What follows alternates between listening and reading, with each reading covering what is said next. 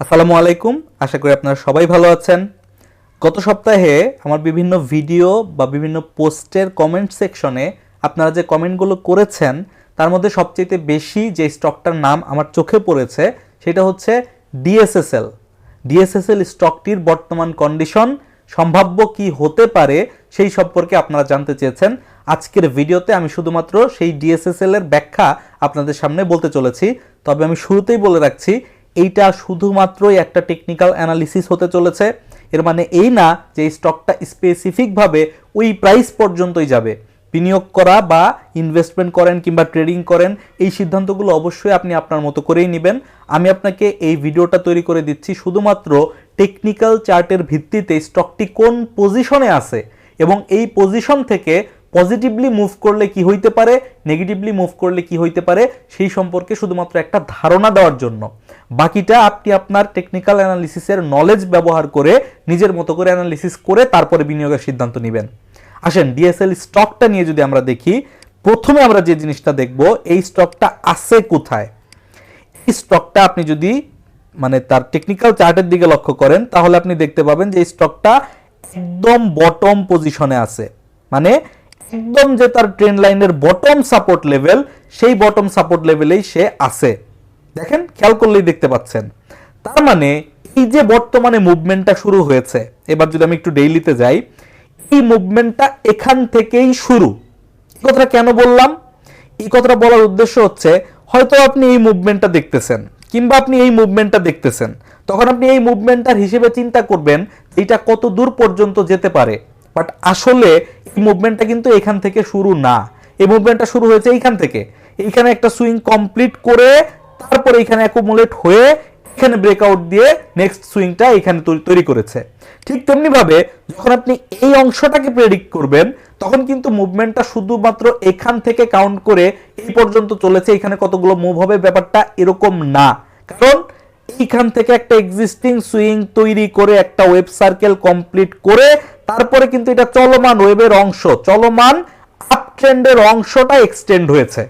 কিন্তু বর্তমানে ডিএসএসএল যেই পজিশনে আছে এটা কিন্তু কোনো চলমান আপ ট্রেন্ডের অংশ না।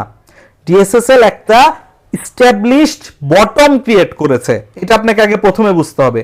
একটা এস্টাবলিশড বটম তৈরি করে সেই বটম লেভেল থেকে মার্কেট প্রাইস গেইন দিয়ে উপরের দিকে উঠে গিয়েছে এবং এই যে উত্থানটা হয়েছে, এই উত্থানটা হয়েছে কিন্তু ফান্ডামেন্টাল নিউজের কারণে।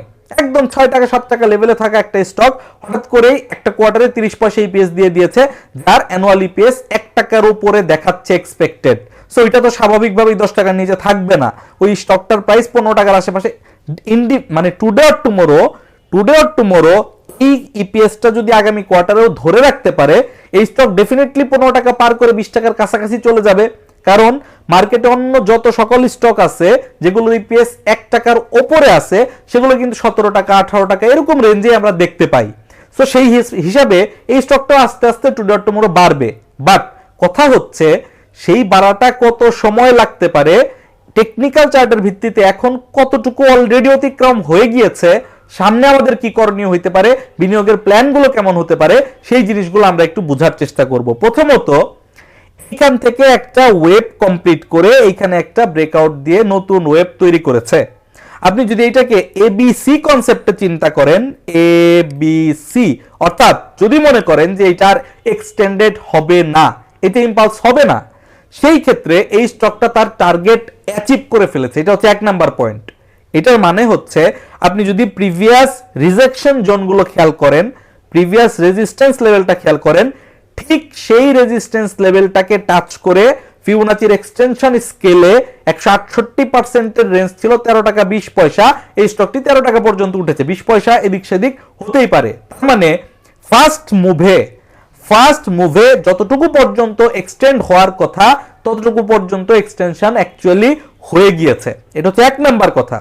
2 নাম্বার পয়েন্ট হচ্ছে এটা ইম্পালস হতে পারে কিনা। এখনো পর্যন্ত এইটা ইম্পালস কিন্তু তৈরি হয় নাই। তবে এই স্টকটা যে ইম্পালস হবে না আমরা কিন্তু সেটা বলতে পারি না। কারণ কি, দেখেন ঘন্টার টাইম ফ্রেমে আপনি যদি যান, এখানে কিন্তু আপনি সাব ডিভিশন করে এখানে ছোট একটা ওয়েভ, এখানে ওয়েভ 3, এখানে ওয়েভ 5 তৈরি করতে পারবেন। সো এই স্টকটার ভবিষ্যতে ইম্পালসিভ মুভ তৈরি করার পসিবিলিটি এখনো পর্যন্ত রয়ে গিয়েছে। কনসিডারিং তার টেকনিক্যাল চার্ট এবং কনসিডারিং তার ফান্ডামেন্টাল ডেটা।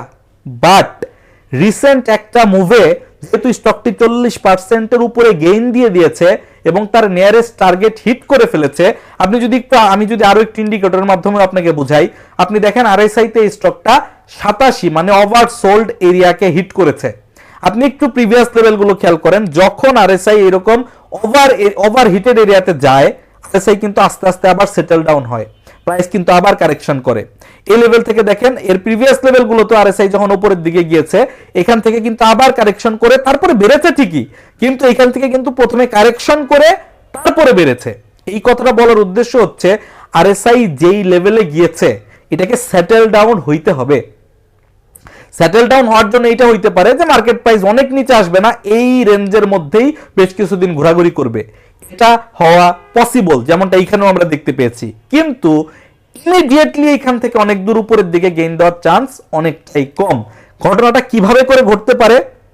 মার্কেটের এই যে লাস্ট সুইংটা তৈরি হয়েছে এইখান থেকে এই পর্যন্ত, এই পুরোটাকে আপনি মেজার করবেন, পুরোটাকে মেজার করার পর 38% হচ্ছে আপনার মিনিমাম এক্সপেক্টেড কারেকশন জোন। এর থেকে বেশি হইতে পারে, বাট মিনিমাম এতটুকু হওয়ার সম্ভাবনা অনেক বেশি থাকে। সেই ক্ষেত্রে এখানে দেখাচ্ছে 10 টাকা 80 পয়সার আশেপাশে।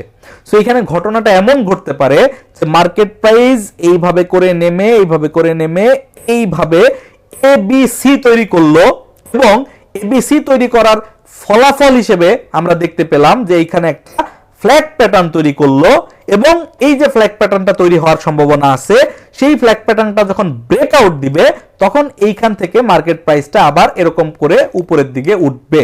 অর্থাৎ তখন আমরা দেখতে পাবো যে এখানে একটা ইম্পালস তৈরি হয় কিনা। সেই ক্ষেত্রে 1 2 3 4 5 তৈরি হওয়ার পসিবিলিটি আছে।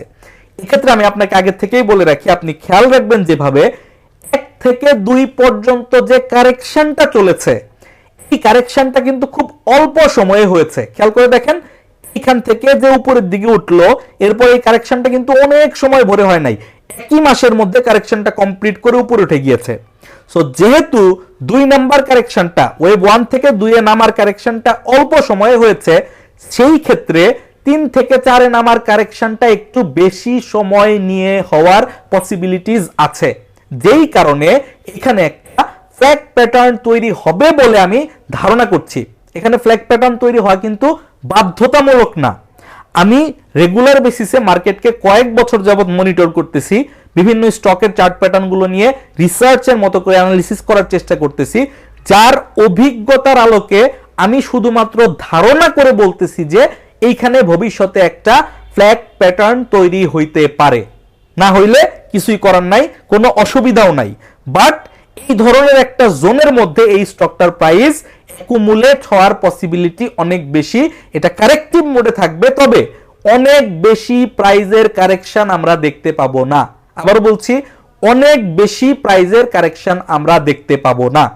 এবার আপনি যদি তর্কের খাতিরে বলেনও যে এই স্টকটা ABC কমপ্লিট করে ফেলছে, এটার ইম্পালস হওয়ার সম্ভাবনা কম বা নাই, এটা ABC, সেই ক্ষেত্রে আমি আপনাকে বলবো 3টা ABC মিলে যখন একটা সার্কেল কমপ্লিট করেও ফেলে, তখনও কিন্তু আলটিমেটলি এই ABC মিলে একটা A তৈরি হয়, এরপর একটা B তৈরি হবে, এরপর একটা C তৈরি হবে। অর্থাৎ যেই ট্রেন্ডটা শুরু হয়েছে, এই ট্রেন্ডটা উপরের দিকেই যাবে, এই ট্রেন্ডটা নতুন করে লোয়ার লো তৈরি করতে পারবে না। এই বি পয়েন্টের নিচে এই স্টকের প্রাইস আর কখনোই আসবে না, আগামী কয়েক বছর অন্তত পক্ষে আসবে না। মানে যেই সার্কেলটা চলতেছে, এই সার্কেলটা কমপ্লিট করার আগ পর্যন্ত নতুন করে আর নিচের দিকে আসার কোনো পসিবিলিটি নাই। দেখার বিষয় হচ্ছে এখন কারেকশনটা এই পর্যন্ত হয় না এই পর্যন্ত হয়, 1 মাস ভরে হয় না 1.5 মাস ভরে হয় না 2 মাস ভরে হয়, এইটুকুই শুধুমাত্র দেখার বিষয়। বাট এই স্টকটা টুডে অর টুমোরো উপরের দিকে যাবে, এবং এই যে গ্যাপটা তৈরি করে রাখছে ফ্লোর প্রাইসের গ্যাপ 17 টাকায়, আমি এক্সপেক্ট করতেছি আগামী বছর 2025-এ, কোন মাসে সেটা বলতে পারবো না, আগামী বছর 2025-এ এই প্যাটার্ন কমপ্লিট হওয়ার পর, ব্রেকআউট করার পর মার্কেট প্রাইস এই ফ্লোর প্রাইসের গ্যাপটাকে ফিল আপ করে ফেলবে। সো যারা এই স্টকটাতে ইনভেস্টেড অবস্থায় আছেন এবং ইনভেস্টেড থাকতে আপনার কোনো আপত্তি নাই, 6 মাস সময় লাগলেও আপনি আপনার গেইন নিয়ে খুশি থাকতে পারবেন।